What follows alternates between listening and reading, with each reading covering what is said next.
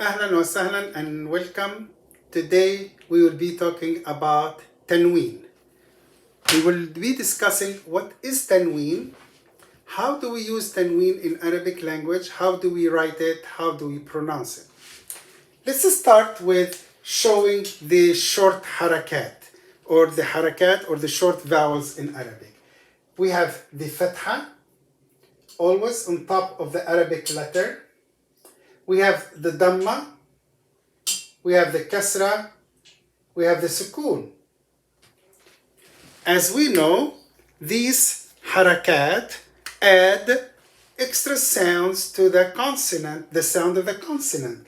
So ba with fatha will be ba with dhamma will be bu, ba with kasra will be bi, with the exception of the sukoon. That's why we call it sukoon, quietness, because this sukoon does not add any extra sound. So it will be b, b, ba, bu, bi, b. Great. Now, what is the tanween? Tanween in Arabic is actually when we double the fatha, two fatha, when we double the dhamma, two dhamma, and by the way, there is another shape for the two dhamma is like this. So if you see any of those, these are two dhamma, or two kasra. As the fatha, the tanween fatha will be on top of the letter. As the dhamma comes, the tanween dhamma will be also on top of the Arabic letter. As the kasra comes under the letter, tanween kasra comes also under the letter. Those, what we call in Arabic, ta, n, waw with long e, and n. One more time. Ta with fatha, nun with sukoon, tan, long u with long e, we, tanween. Okay? Tanween is the sign of the indefinite noun in Arabic. Tanween is the sign of the indefinite noun in Arabic. What do we mean with that? As in English, Arabic nouns, and noun is al-ism, the noun, is two types. One we call it na, ki, ra, and one ma, ri, fa. Nakira is the indefinite noun in English. Ma'rifa is the definite. As we know, indefinite nouns in English always takes a or an. The definite noun in English takes the. For example, we say a book. The book. In Arabic, the definite article, which is the in English, in Arabic, the definite article is al, which is, we will discuss next lesson. If I want to show that the noun in Arabic is ma'rifa, I start with al. So for example, book in Arabic is kitab. Kitab. Adding al at the beginning of the noun, it shows that this noun is definite. Al-kitab. The indefinite noun in Arabic must end with tanween. So tanween dhamma, tanween fatha, or tanween kasra is equal to a or an in English. So now we know that we use tanween in Arabic language to show that the noun is an indefinite noun. Where the tanween comes on the noun? The tanween always comes at the last letter. Last letter of the Arabic noun carries the tanween. So when we see two fatha, or two dhamma, or two kasra at the end of any word in Arabic, that tells us two things.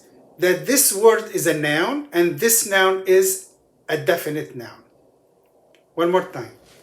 Anytime we see tanween at the end of any word in Arabic, tanween fatha or tanween dhamma or tanween kasra, two fatha or two dhamma or two kasra, at the end of any word in Arabic, that word is a noun and that noun is an indefinite noun. Example, we mentioned the word kitab, kaf with kasra, ta with and ib. If I put L at the beginning, it's a definite noun. How do I show it's an indefinite noun? I put the tanween on the top of the last letter.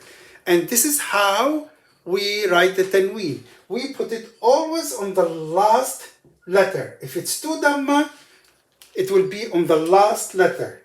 If it's two fatha kasra, it will be under the last letter. Okay? The last letter always shows or carries the tanween. If it's two fatha, look, two dhamma on top of the last letter, two kasra under the last letter, two fatha, always in Arabic, will be with the last letter, but there is a spelling rule in Arabic says that with tanween fatha you add an extra alif, then you put tanween al-fatha. Alright? So, one more time. Tanween is two dhamma, two fatha, two kasra. We use them in Arabic language as a sign for the indefinite noun, meaning that they show like a or an in English.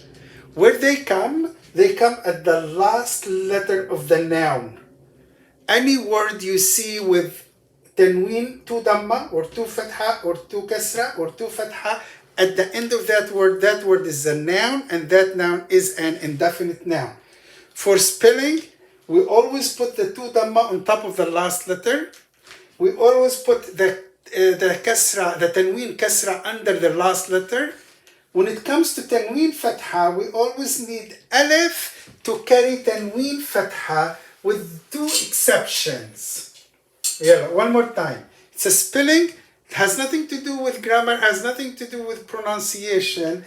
We need alif to carry tanween fatha, always with two exceptions.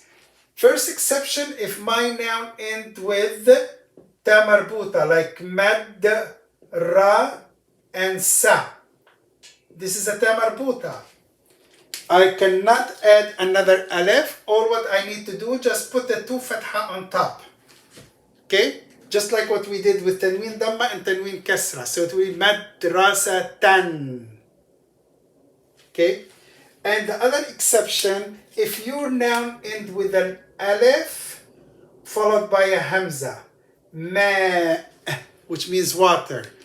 Okay? You see the hamza here? Comes right after a long vowel ma. In this case also, there is no need for an extra alif to carry tanween fatha. We put tanween al-fatha right on top of the hamza. Right? So the writing of the tanween, it always comes at the end. The last letter of the noun will carry tanween. In case of tanween dhamma, we'll put it at the last letter. In case of tanween kasra, we'll put it under the last letter.